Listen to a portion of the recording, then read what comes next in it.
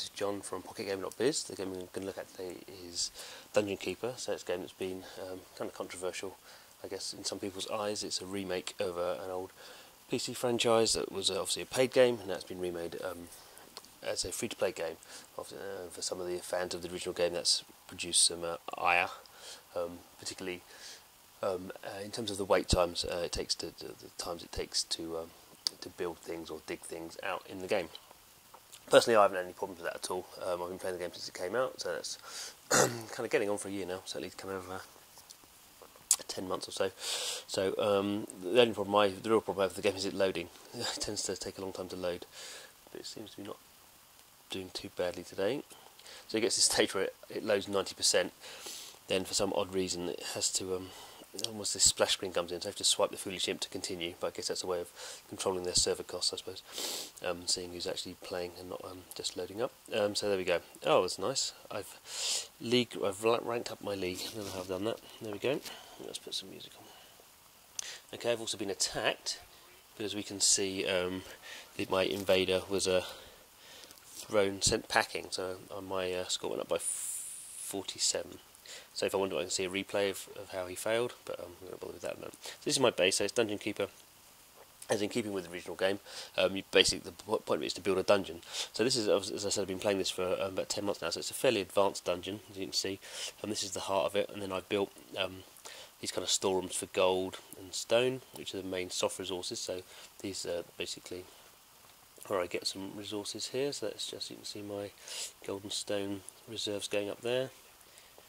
Okay, so that's all sits in here, and then there are other types of buildings. There's some hatcheries in here, there's a dark library where I can research spells, and then you can see there's these kind of convoluted little kind of passageways joining them all up. So the point of Dungeon Keeper is you create a dungeon, and people try to attack your dungeon, you attack other people's dungeons, so you want to make your dungeon hard to attack.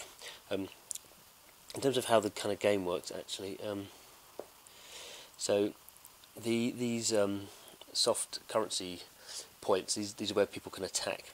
So if someone was going to attack my base, it'd be from one of these points that they'd attack.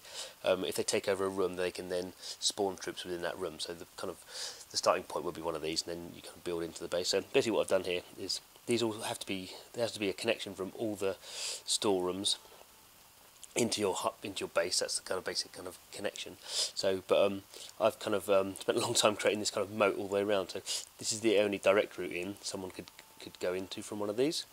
So you can attack here and then kind of fight your way through, all the way through here.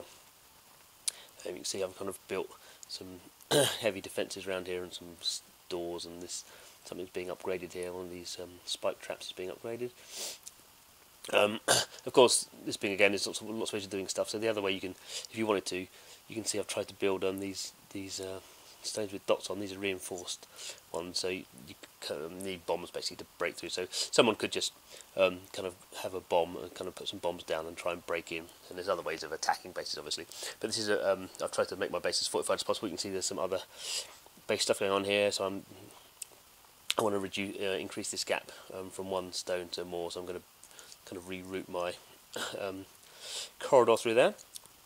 Other things going on here, so you've got soft currency, hard currency. So if I want to update something, let's see what I can update. There's a little door, I can update that.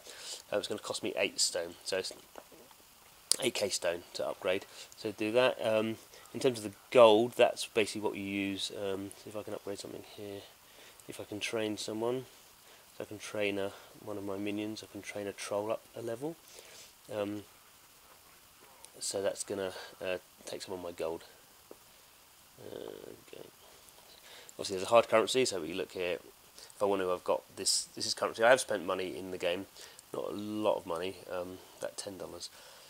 And you earn it obviously as you go on. So I've got this hard currency. I could speed it up if I wanted to. It's going to take 2 days for this to happen. This is one of the kind of controversies with Dungeon Keeper, that people thought the build times are very long. I mean, that's a matter of subjection, really, isn't it?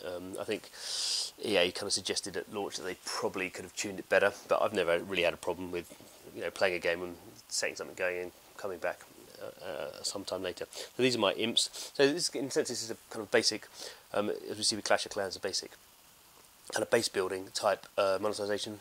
So you get the first 2 imps for free. You see they're working away here. This one's got 9 hours. This one's got about 5 hours. That's the one we just started building, that door. And these two aren't doing it at the moment. I'll give them something to do in a minute. I can summon some more. So these ones I've bought. It's a typical thing called, I call it the 3 builder kind of monetization technique. So you get 2 basically for free. The next one costs money. So it's $5 for the next one. Effectively, if you buy it straight off, you can grind it out, the currency, if you want. And then I bought the 4th one as well. If I want to buy a 5th one, I can spend money. Obviously, I'm going to spend real money because I've not got enough currency. I always kind of think when you have 2 kind of builders, adding a 3rd one obviously increases your productivity 50%. Adding a 4th one then increases it 25%. So if I added a 5th one, I'd be increasing it 20%. So you kind of into diminishing returns really. So you can see the other thing I'm doing here is I'm kind of this is a bit ridiculous really, but I'm gonna go around these. I built these connecting tunnels. Now you can see that there's a step back, so they're all on this kind of line here, but I can take them a step further away from my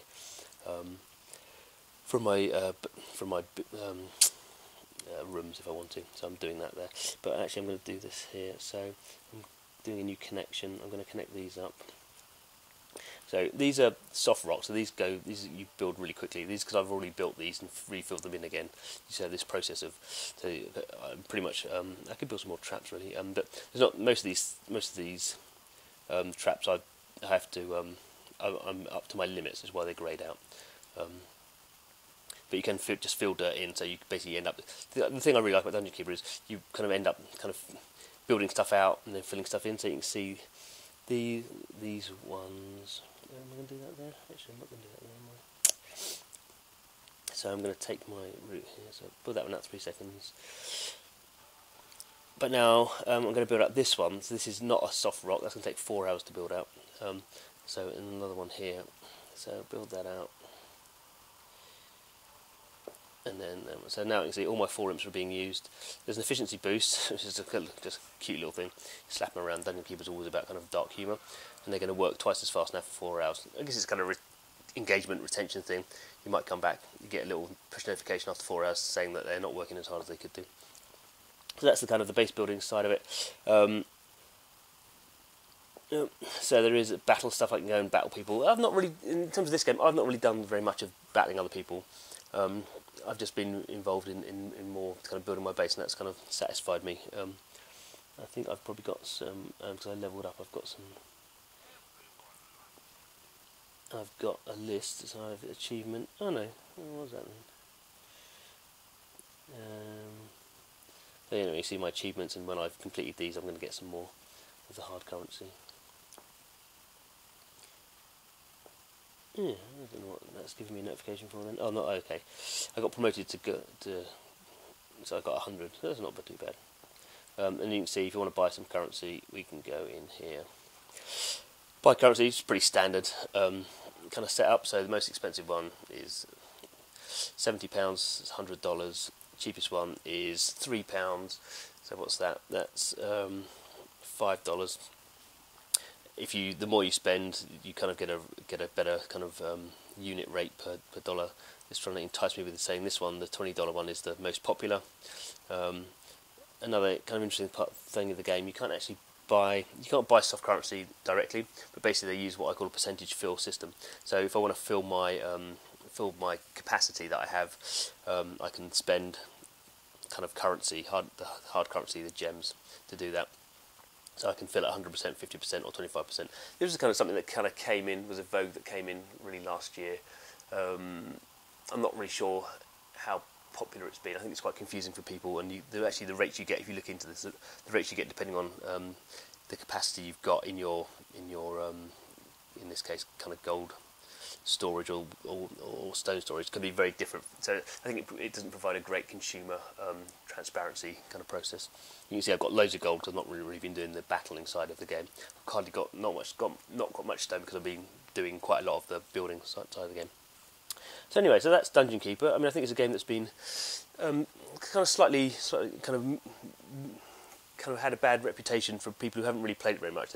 People downloaded it and it started it off, and the first experience wasn't very good, and then they just dumped it, which is obviously what happens a lot of free-to-play games.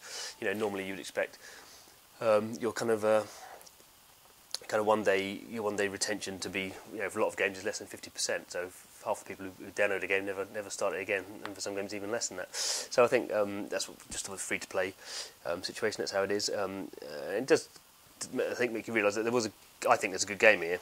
But obviously, if you're losing, maybe for Dungeon Keeper, people were downloading it just to get offended by it and then go on Twitter and tell everyone how offended they were.